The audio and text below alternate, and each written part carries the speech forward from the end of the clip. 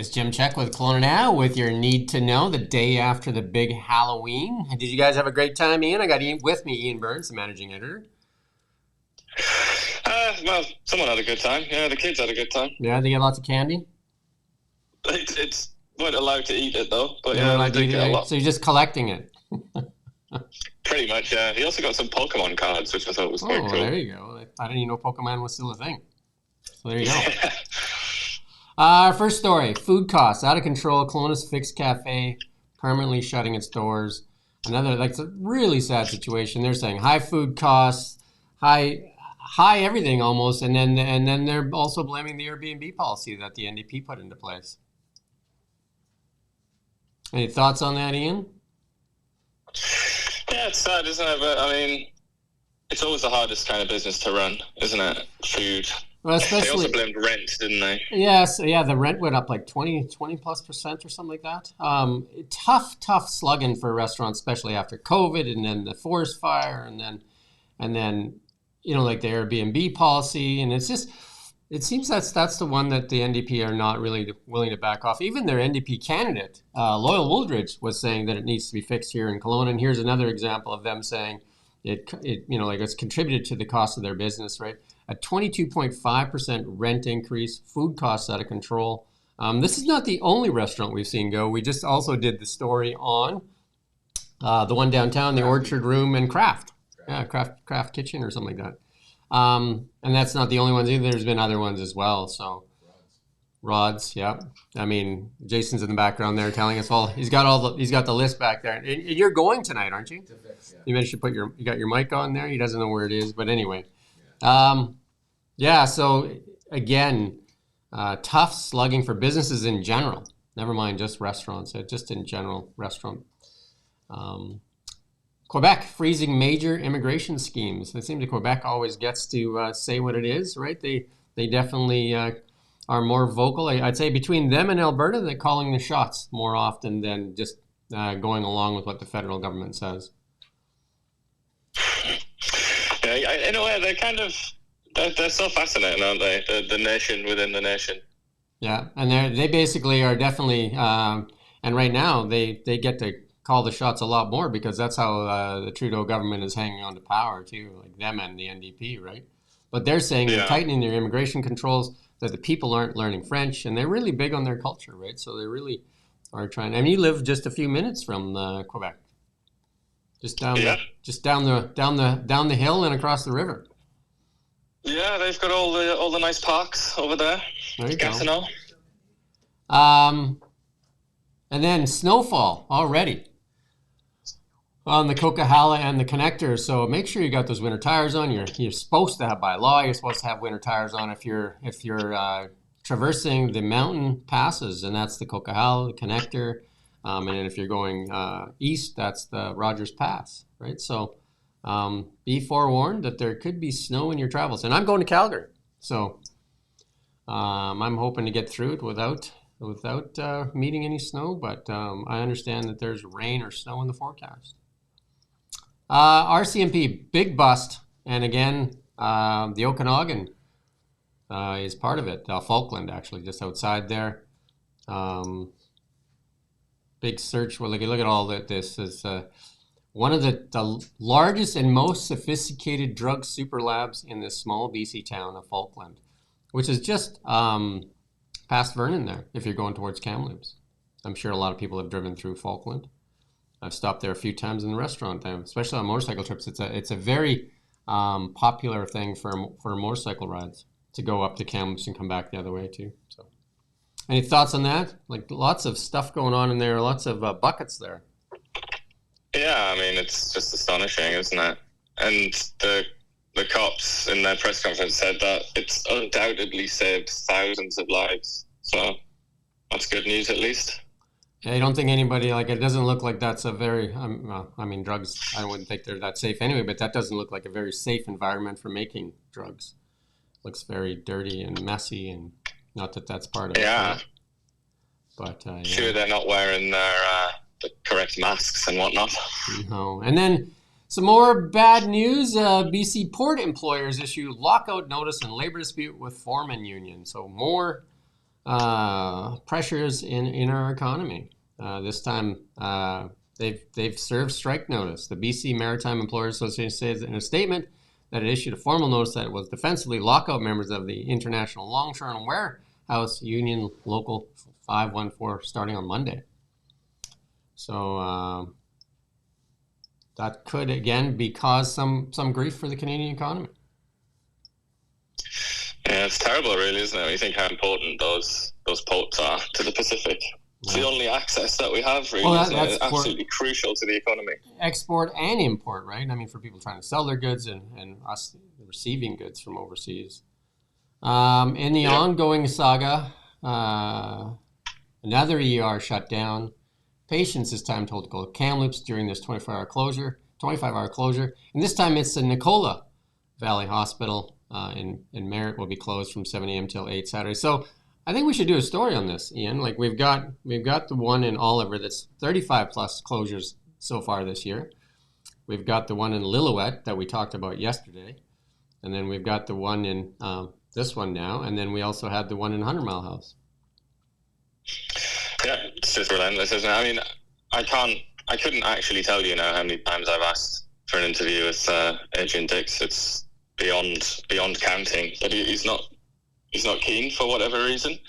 But you've interviewed the mayor, haven't you, of Merritt in the past? Yeah. Very upset about this. Yeah, I mean, they said they lost 2 doctors to the COVID vaccine mandate, and those doctors aren't returning. I mean, obviously, doctors can go get a job almost anywhere they want because they're in high demand everywhere. So tough to get a doctor to even, relocate to rural areas in the first place when they can, they basically get to call their shots where they want to go. So to lose 2 doctors in a rural area is really, really tough. And Adrian Dix, I mean, I think David Eby should either tell him to be held accountable or look for a new health minister. Reminder, this weekend, time to fall back. Just notice that it's dark out there. You'll get that hour of daylight back. So that's the ongoing thing with, this is that controversial one where a lot of people hate it and some people just ignore it. But you will get, like right now, it's 9 o'clock. It would actually be 8 o'clock. So you'll get a little bit more daylight in the morning, but obviously you lose it at the other end. It's not like the sun stays out longer. Unless some people might think that, though. A little reminder about the auction goes live today. I'm going to do a segment with Alexa Anderson, probably in the next 15 minutes or so. We're going to talk about some of the great local businesses. They're doing the best they can to survive in this economy. And then we've got some tweets to show you this morning. We've got one where here that looks like the Liberal Party spent all their energy on creating this spooky trading card for Pierre Poilievre. And it looks like they ripped off the logo from Spirit of Halloween. No, go back to the other one there. Yeah, so if you look at that isn't that the Spirit of Halloween logo there? It says included the far-right conservative, apparently scary resume with one job on it, a giant pair of scissors, notebook of slogans. Yeah. It's not like the Liberals don't have any slogans, right? It's a little bit cheap of them to attack his personal appearance, isn't it? Thomas glasses that he got rid of. There you go. And then we have a tweet here. I think True North put it up. We're just going to play a small clip of this. I'm dead as far as you're concerned. What I'm focused on is my constituents. I'm focused on is beating Pierre Poilievre in the next federal election. He poses an existential threat to Canada's democracy, in my view. He also has committed to tearing down some of the... There you go. What do you think when these politicians come out and say existential threat? Do they know what that means? Existential threat to democracy. Like what? Like, do they understand the meaning of those words? Or I mean, I would love to sit down with this fella and actually, see what he really thinks and what he's built this argument on, because it is a little bit crazy. But I would also say, looking back to that tweet that you just showed of the Halloween thing, this idea that Pierre Poilievre is far right. I mean, I remember when I was doing my history degree, I've studied the far right, as a lot of people have when you go through school, even high school you do. Could you honestly say that Pierre Poilievre is far right? I mean, that's like, the far right is extreme government control, kind of like ethnic nationalism and things like that. I don't think that's true, really, is it? No. And then this idea that he's going to be a threat to democracy, I haven't really seen any suggestion of that myself. No. Yeah, it's the existential thing. Isn't that you save that word for when there's a comet hurtling towards Earth or something like that? Because like I don't know, like, existential. I mean that means like a life-ending kind of event. I mean, just because it looks like right now the majority of Canadians are going to vote for the Conservatives, that's an existential threat to democracy. Isn't that them exercising democracy? Like that's the part that I just would like to understand his meaning of democracy, and then also if he understands the word what existential means. And then just like it just seems they get to spit this out, and then they don't get challenged on it. So I'd love to do an interview with this young man, and as you would, I'm sure, Liberal MP Adam Van Coverden. So saying that Pierre Poilievre is an existential threat to democracy seems almost ridiculous. Yeah, I don't think that there'd be an awful lot of buy-in to that theory. Maybe he's been reading too much Kierkegaard. Reading too much of something, all right. Maybe he just needs a dictionary. Maybe if you read a dictionary, that would help.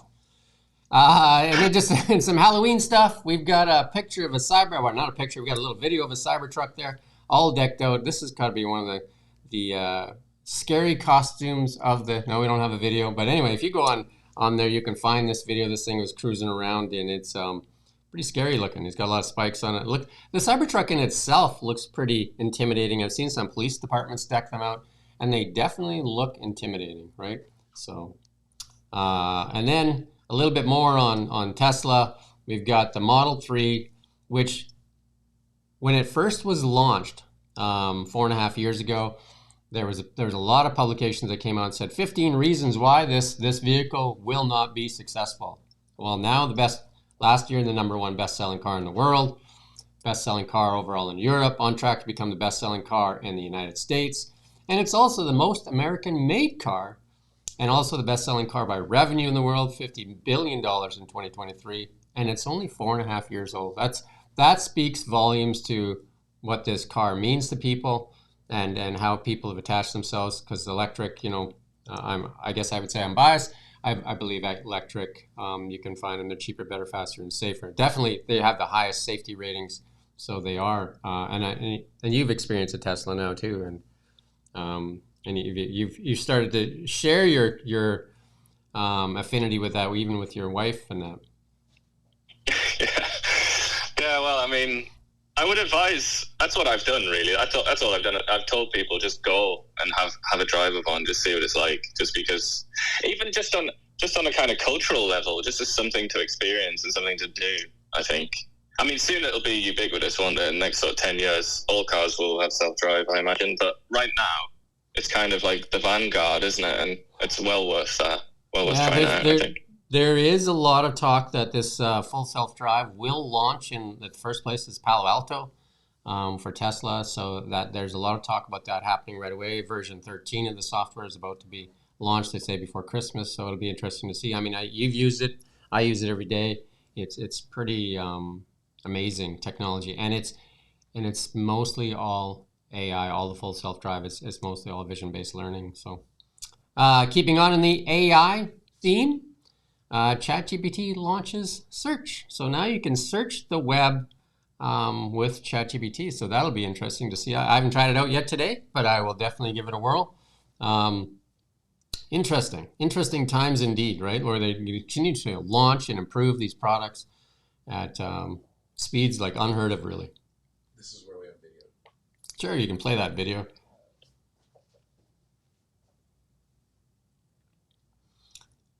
I don't think we have any sound with it, but there you go. It's just showing you what it can do. I mean, I use ChatGPT on a daily basis. I rarely use Google anymore. I mean, I can probably count on one hand how many times I use Google, mostly for a map these days. You're using it quite often as well, Ian? Yeah, I was having a conversation with it about interprovincial trade barriers this morning. Quite insightful. Yeah, and that's the cool thing. You can actually talk with it as opposed to like typing back and forth, right? Like, because you can't have conversations with Google unless you use Gemini. And then you can, if you lose that screen there, the need to know, and then we're just going to give you our traffic report. There you go.